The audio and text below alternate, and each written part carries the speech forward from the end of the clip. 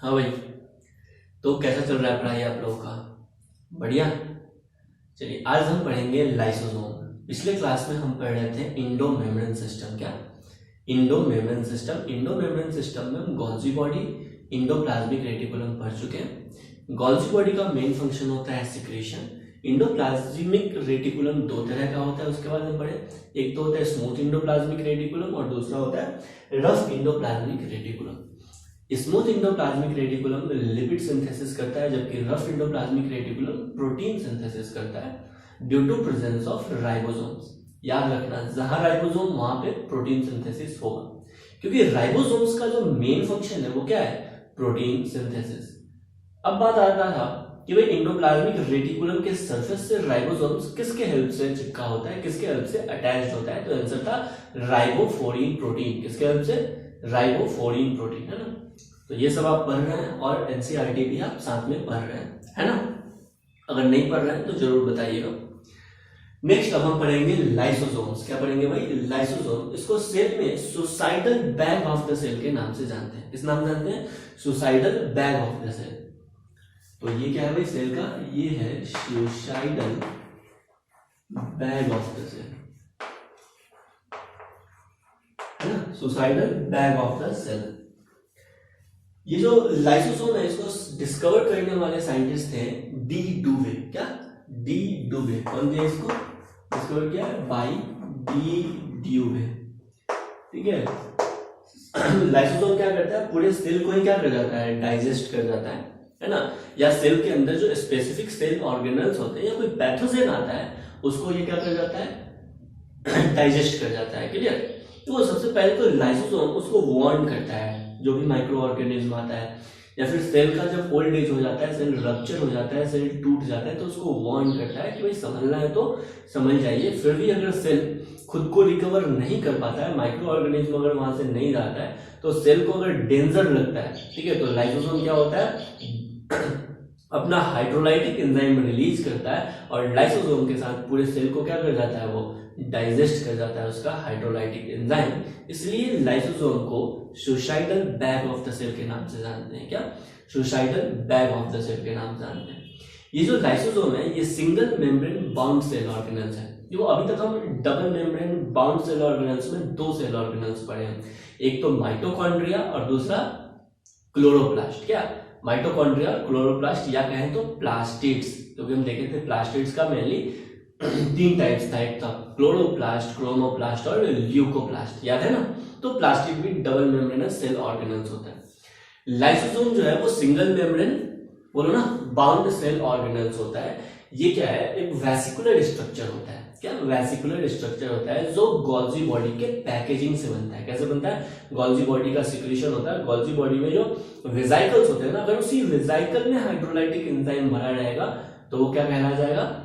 Lysosome कहलाएगा। क्या कहलाएगा भाई? लाइसोसोम कहलाएगा। तो नेक्स्ट पॉइंट में यहां पे लिखेंगे these are membrane bound vesicular structure.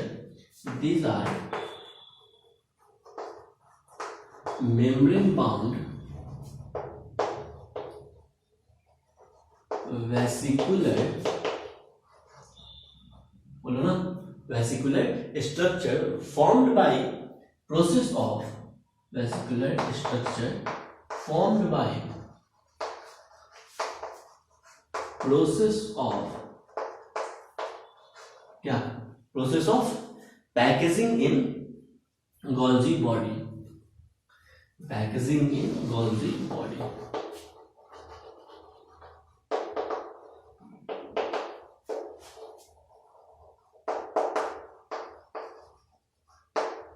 चलिए नेक्स्ट बात हम आ जाते हैं। ये जो लाइसोसोम होता है वो क्या होता है? Single membrane bound cell organelles होता है। क्या होता है? Single membrane bound cell organelles होता है। इस तरह का वेसिकुलर स्ट्रक्चर होता है। Single membrane bound cell organelles होता है, याद रखना, single membrane bound cell organelles.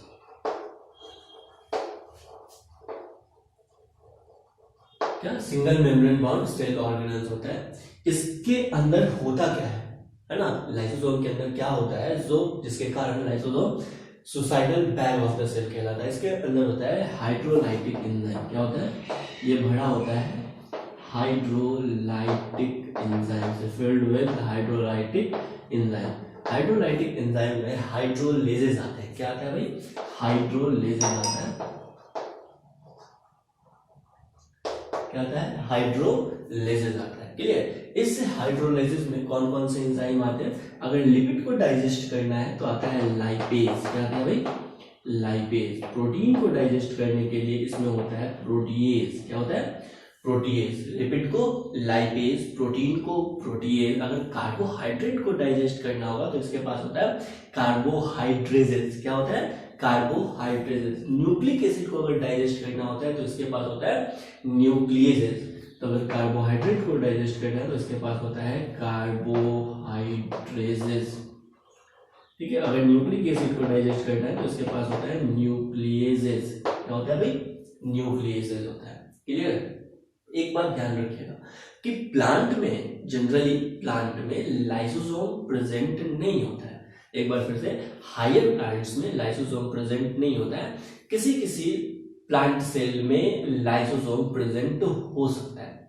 तो सर, लाइसोसोम अगर प्लांट सेल में प्रेजेंट नहीं है तो प्लांट सेल में लाइसोसोम का फंक्शन कौन करता है? प्लांट सेल में लाइसोसोम का फंक्शन करता है कौन? वैक्यूल। कौन करता है भाई? वैक्यूल करता है। हाँ, फंजाई में आपको लाइसोसोम का नंबर बहुत ज्यादा देखने को मिलता है। किसमें? फंजाई में। लेकिन हायर प्लांट्स में लाइसोसोम का नंबर कम देखने को मिलता है या नहीं देखने को मिलता है। लोअर प्लांट्स में लाइसोसोम देखने को मिलेंगे, हायर प्लांट्स में लाइसोसोम देखने को नहीं मिलेगा। तो लाइसोसोम का फंक्शन कौन करता है? सेंट्रल वैक्यूल करता है। कौन करता है भाई? सेंट्रल वैक्यूल करता है। फंजाई में नंबर ऑफ लाइसोसोम अधिक होता है। क्या? फंजाई में नंबर ऑफ लाइसोसोम अधिक होता है। तो इसको भी आप नोट डाउन कर सकते हैं। अच्छा, एक बात और, ये जो हाइड्रोलाइटिक एंजाइम है ना, हाइड्रोलाइटिक एंजाइम, ये किस पीएच पे काम करता है? आपसे क्वेश्चन पूछा जाएगा। क्या किस पीएच पे काम करता है? तो ये जो हाइड्रोलाइटिक एंजाइम है ये एक्टिव होता है, एक्टिव ऑन एसिडिक पीएच। किस पीएच पे भाई? एसिडिक पीएच पे ये एक्टिव होता है। हाइड्रोलाइटिक एंजाइम किस पीएच पे एक्टिव होता है? एसिडिक पीएच पे एक्टिव होता है। तुमको पता है एसिडिक पीएच लेस देन, बोलो ना, पीएच लेस देन 7। यानी अगर पीएच लेस देन 7 रहेगा, 4.5, 4, 5 इस तरह से रहेगा तो ये हाइड्रोलाइटिक एंजाइम एक्टिव होगा। बेसिक पीएच पे हाइड्रोलाइटिक एंजाइम एक्टिव नहीं होता है, यानी लाइसोसोम का फंक्शनिंग प्रॉपर नहीं होगा। क्लियर? चलिए नेक्स्ट पॉइंट में लिखेंगे।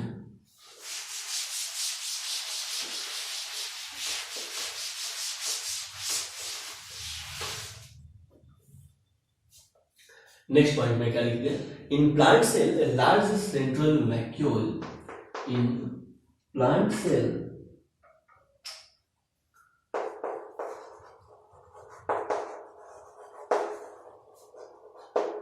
Large central vacuole, in plant cell large central vacuole क्या फंक्शन एज लाइसोसोम,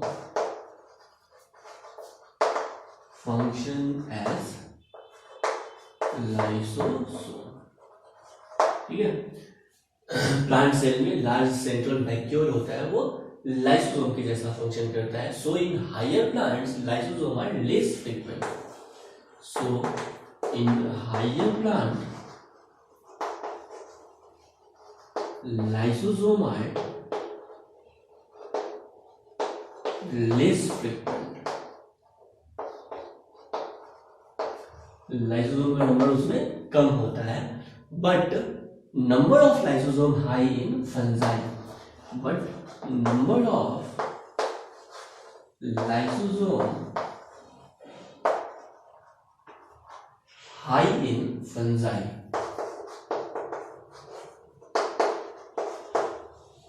फंजाई में नंबर ऑफ लाइसोसोम अधिक होता है, ये आपको याद रखना है। क्लियर है?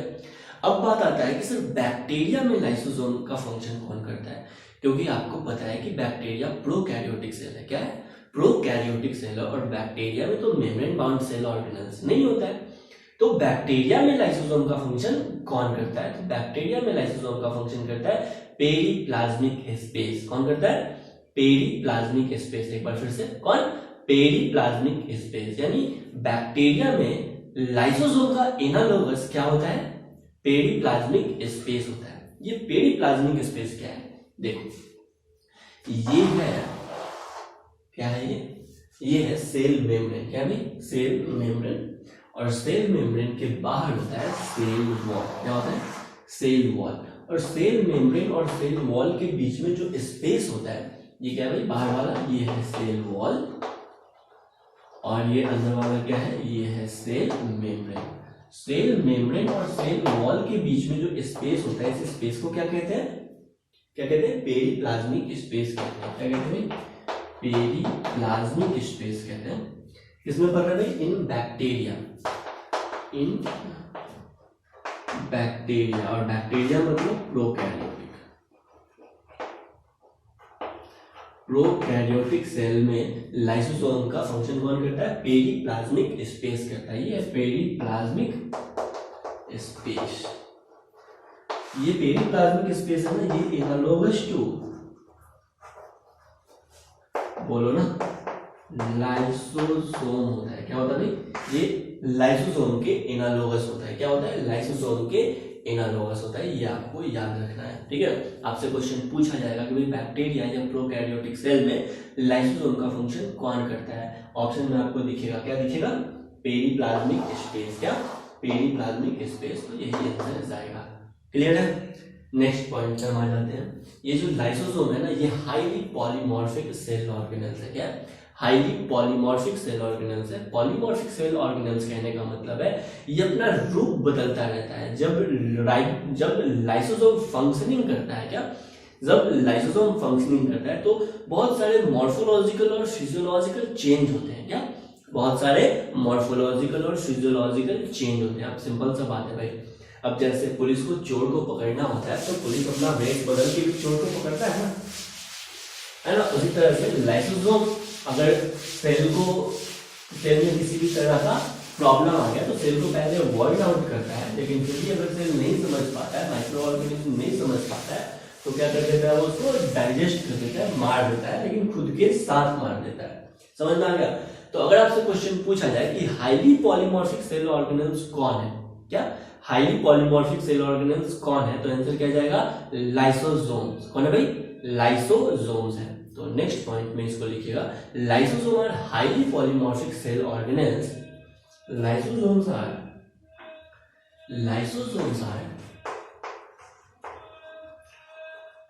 highly polymorphic cell organelles, highly polymorphic cell organelles. Lysosomes are highly polymorphic cell organelles because during functioning,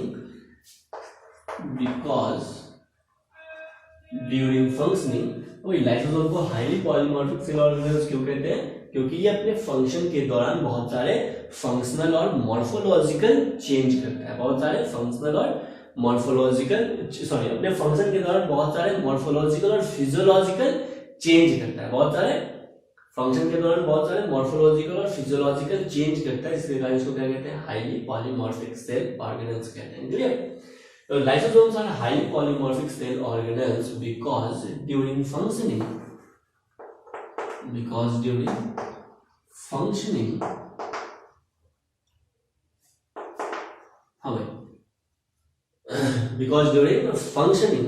lysosome have a different, because during functioning lysosome have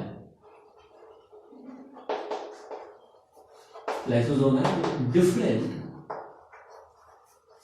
morphological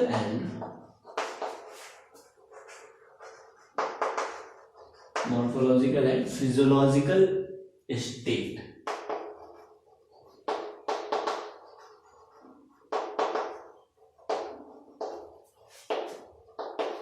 clear. तो बहुत सारे इसमें मॉर्फोलॉजिकल और फिजियोलॉजिकल स्टेट आते हैं जब ये functioning करते हैं, इसलिए इसको क्या कहते हैं, हाईली पॉलीमॉर्फिक कहते हैं। पॉलीमॉर्फिक कहने का मतलब है इसका एक से अधिक रूप है, ये भेष बदलता है, अपना रूप बदलता है और तब ये फंक्शनिंग करता है। तो ये हुआ पूरा लाइसोसोम्स की बारे में। लाइसोसोम का जो मेम्ब्रेन है ये रप्चर करेगा या नहीं करेगा, अब हम आगे बढ़ रहे हैं।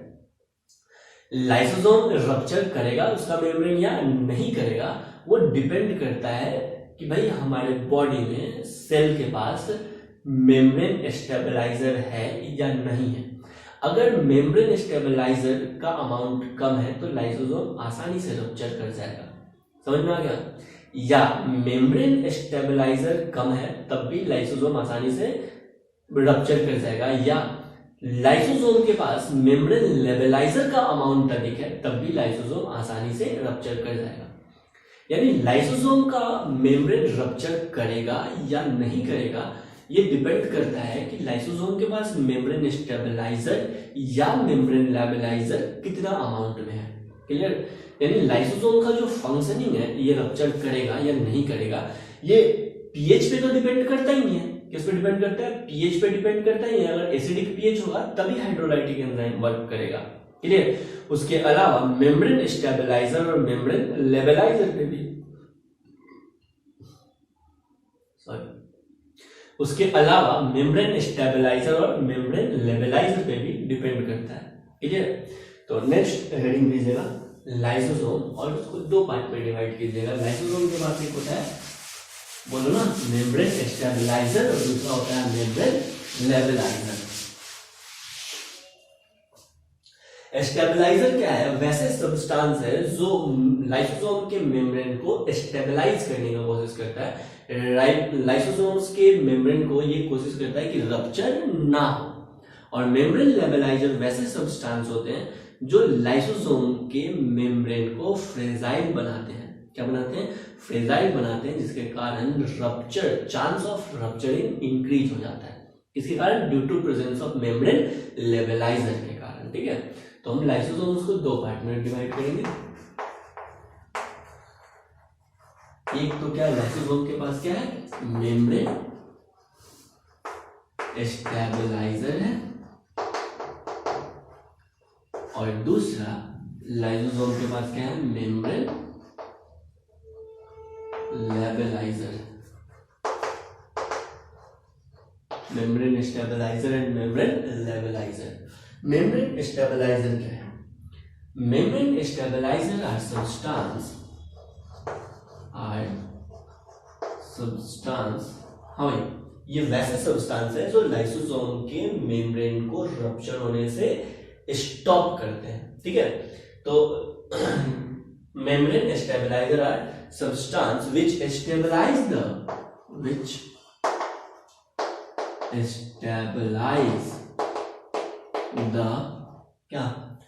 stabilize the lysosome membrane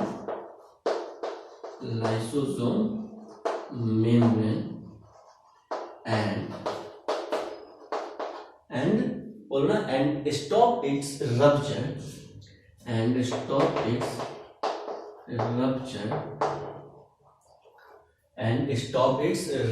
thus prevent autolysis.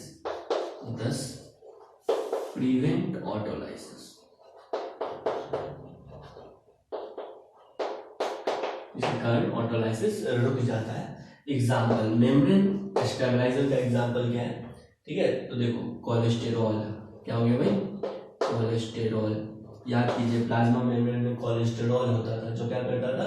Membrane को, देखो जैसा प्लाज्मा मेम्ब्रेन होता है, लाइसोसोम का भी मेम्ब्रेन प्लाज्मा मेम्ब्रेन के जैसा ही होता है, कंपोजिशन है ना, क्योंकि सेल ऑर्गेनेल्स का प्लाज्मा मेम्ब्रेन या सेल का प्लाज्मा मेम्ब्रेन, सबका केमिकल कंपोजिशन क्या होता है? सेम होता है। और याद करो कि स्ट्रक्चर को मेंटेन रखने में, प्लाज्मा मेम्ब्रेन के स्ट्रक्चर को मेंटेन रखने में कोलेस्ट्रॉल भी अपना इंपॉर्टेंट रोल प्ले करता था, है ना। उसके अलावा क्लोरोक्यून, के अलावा कॉर्टिसोन। तो ये सब जो है ना ऐसे केमिकल्स हैं जो मेम्ब्रेन को, लाइसोसोम के मेम्ब्रेन को क्या करते हैं? स्टेबलाइज करते हैं, रप्चर होने से प्रिवेंट करते हैं। दूसरा है मेम्ब्रेन लेवलाइजर। क्या? मेम्ब्रेन लेवलाइजर। ये क्या है? Membrane लेवलाइजर are substance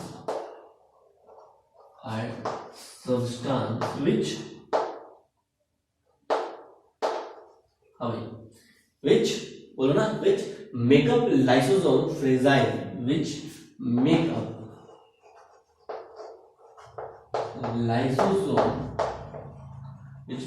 lysosome membrane which make up lysosome membrane fragile. Lysosome की मेम्ब्रेन को क्या बनाता है भाई, ये फ्रेजाइल बनाता है, fragile and increases the chance of autolysis and increases the chance of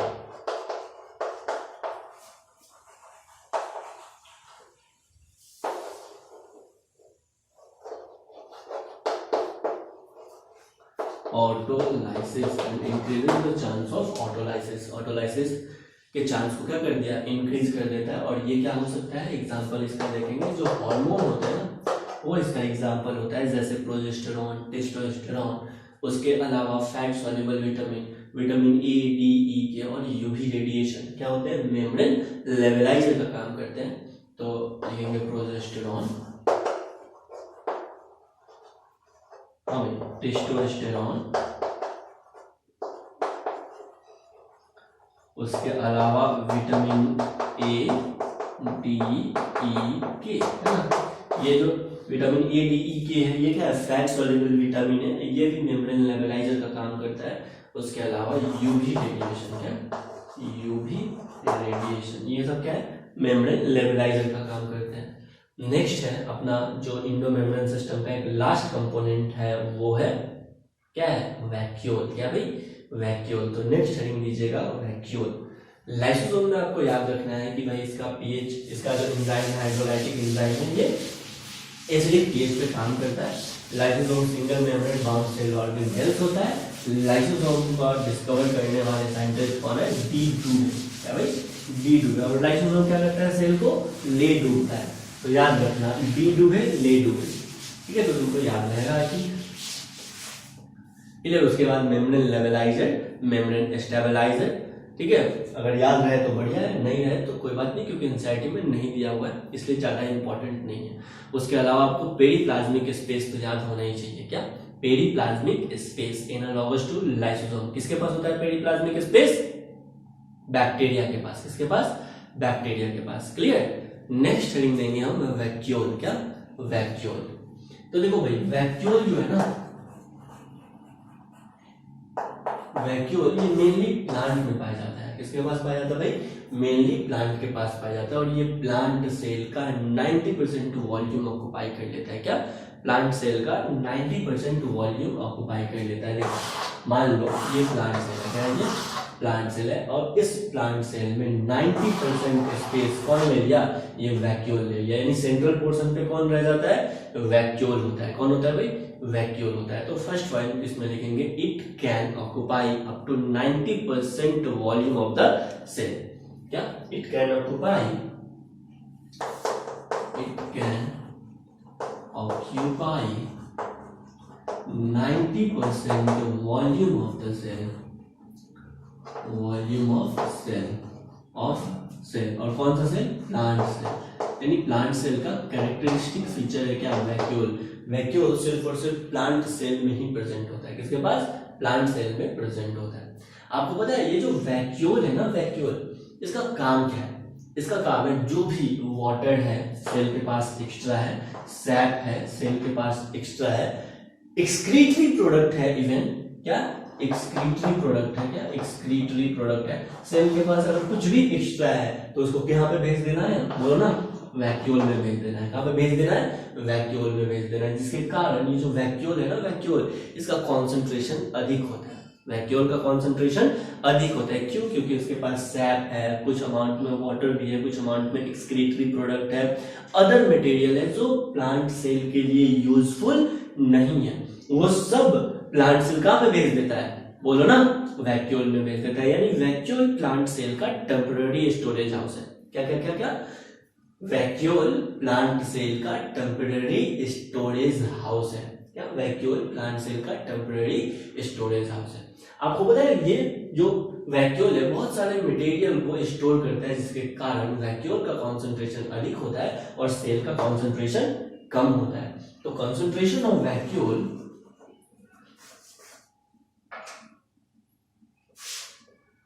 concentration of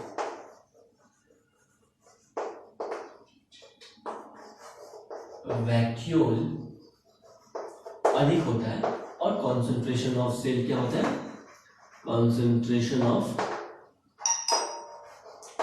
cell जो है ना ये कम होता है, कॉन्सेंट्रेशन ऑफ सेल कम होता है, कॉन्सेंट्रेशन ऑफ वैक्यूल अधिक होता है। बोलो भाई याद रहेगा, याद रखना है तुमको, ठीक है। आपको पता है वैक्यूल जो है ना ये भी single membrane bond cell organelles है। क्या है? Single membrane bond cell organelles है। तो ये है single membrane bond cell organelles, single membrane bond cell organelles.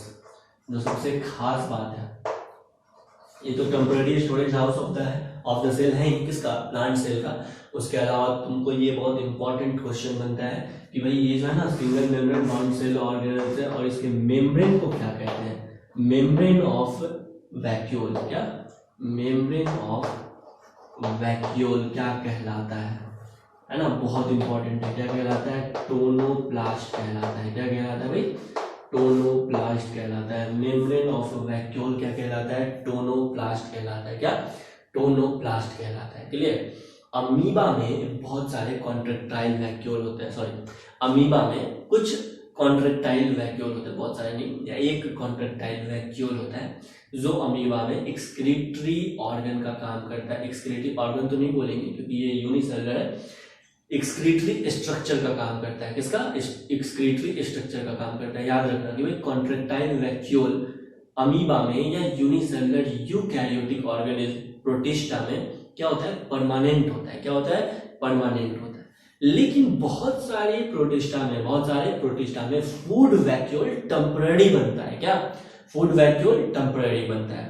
ठीक है, चलो देखते हैं हमें ये सब क्लियर हो गया। तो अमीबा में यूनिसेलुलर यूकैरियोटिक में क्या ये जो कॉन्ट्रेक्टाइल वैक्यूल है ना, कॉन्ट्रेक्टाइल वैक्यूल ये किसका काम करता है? ऑस्मो रेगुलेशन का काम करता है। किसका काम करता है?